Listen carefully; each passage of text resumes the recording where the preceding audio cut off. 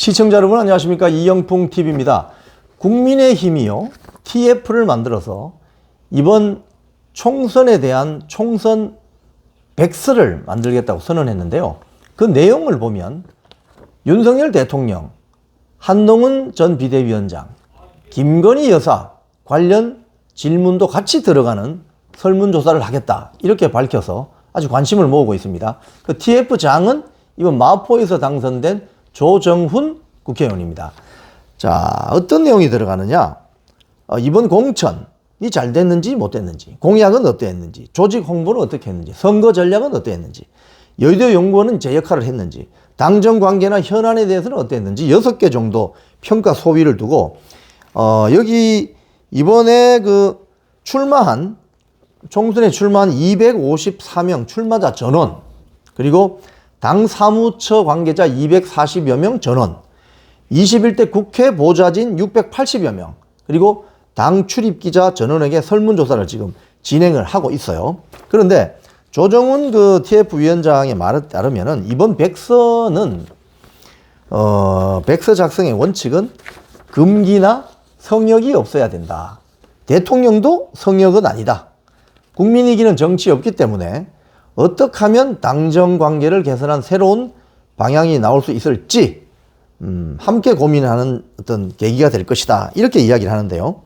지금 그 내용들을 보면요. 어떤 질문들이 있잖아요. 그 설문지에 질문이 있습니다.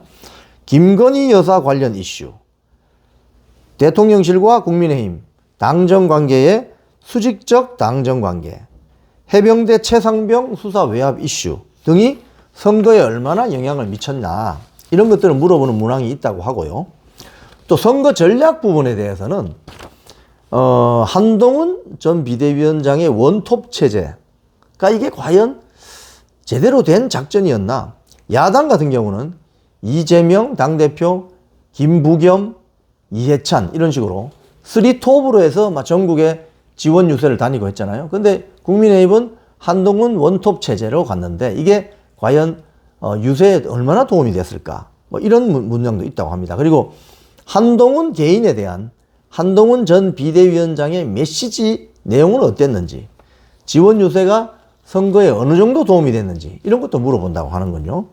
지금 설문조사가 이루어지고 있는데 지금 사실 4년 전에 당시 미래통합당이죠. 국민의힘 전신 당명이 바뀌었습니다.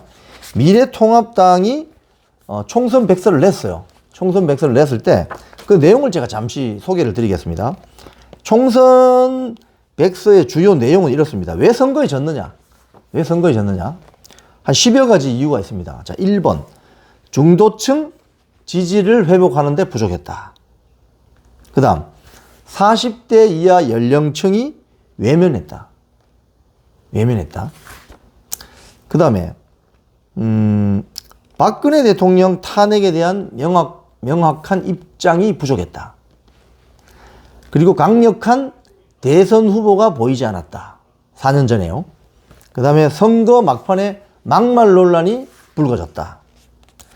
그리고 공천이 지연되는 지연공천, 그리고 호떡공천, 무원칙 공천. 그래서 그 결과 후보 인지도를 마케팅하는 데 실패했다. 그때 공천이 굉장히 늦어져 가지고 정작 이 수도권 지역의 후보들이 자기 지역구에 늦게 투입되는 바람에 소위 말해서 후보 알리기에 실패했다. 이런 거죠. 자, 그런데 이 한 6가지의 이 총선 패배 원인에 대한 설명이 있었는데 이게 지금도 유효합니다. 들어보시면 4년 전이나 지금이나 아주 굉장히 유효한, 아주 쓸만한 얘기들이 많아요. 자, 그런데 이 총선 백서의 백미는 4년 전에 그 총선 백서 말하는 겁니다. 끝부분에 참고 자료라고 붙어 있어요. 참고 자료. 이 참고 자료가 뭐냐면 전국을 순회하면서, 이번에는 이게 전국 순회 지역 간담회가 이 총선 백서에 없는 것 같은데, 전국 지역 순회 간담회에서 터져 나온 현장의 목소리를 또 정리해 놓은 게 있습니다. 제가 한번 읽어 드리겠습니다. 1번. 전남 목포에 출마했던 황규원 후보라는 분이 있는 모양이죠. 이분이 뭐라고 했느냐.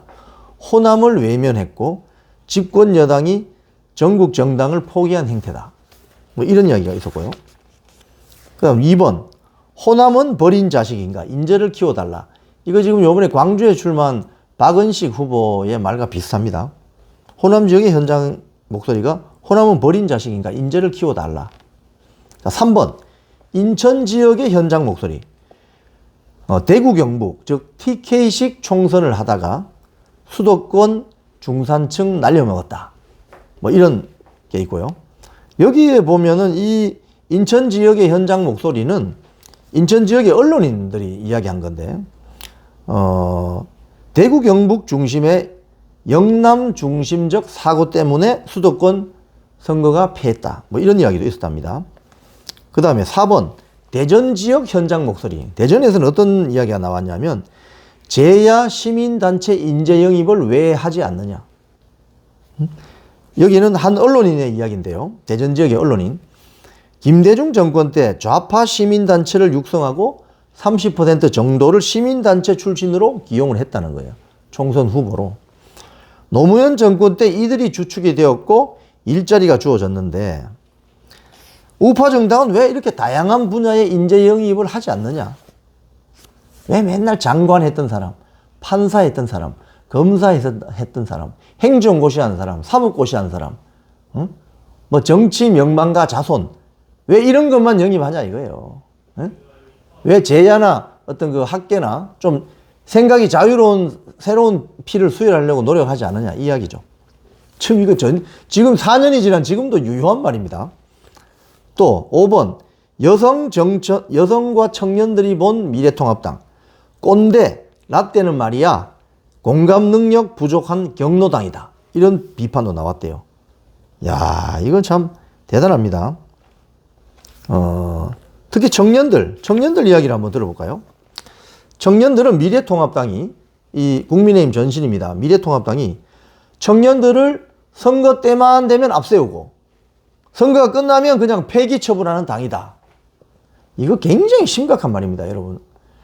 영국 보수당, 영국 노동당이 자기들이 야당으로 한 10여 년간 고생하다가 여당으로 탈바꿈할 때 40대 초반, 30대 후반의 젊은 정치인을 총리 후보, 그러니까 총리 후보로 내세워서 확 선거 분위기를 몰아서 집권하게 되는 그런 과정이 있잖아요. 그러니까 미래통합당이 도왔던 청년들이 하는 말 다시 한번 봅시다. 청년들을 선거 때만 앞세우고 선거가 끝나면은 그냥 폐기 처분하는 당이다. 이게 얼마나 이게 심각한 말입니까? 이게 지금 현재에도 이런 멘트들은 현재 국민의힘에 유효한 것 같아요. 자, 이번 징비록이라고 할 수 있는, 총선 징비록이라고 할 수 있는 국민의힘의 총선 백서 조정훈 TF장이 책임지고 만드는데, 성역 없이 뭐 대통령 김건희 여사 한동훈 전 비대위원장까지 사사치 관련 질문을 물어서 설문을 완성하는 것도 좋지만 4년 전에 총선 백서, 4년 전 징비록하고 지금하고 달라진 게 무엇인가를 좀 제대로 한번 비교해보고 검증해 보시기를 정말 간곡히 요청합니다. 왜냐하면 징비록이라는 것은 무엇을 잘못했을 때 그 잘못을 수정하고 고쳐나가서 더 이상 실수를 하지 않도록, 반복하지 않도록 하는 게 징비록의 의미가 있는 거예요.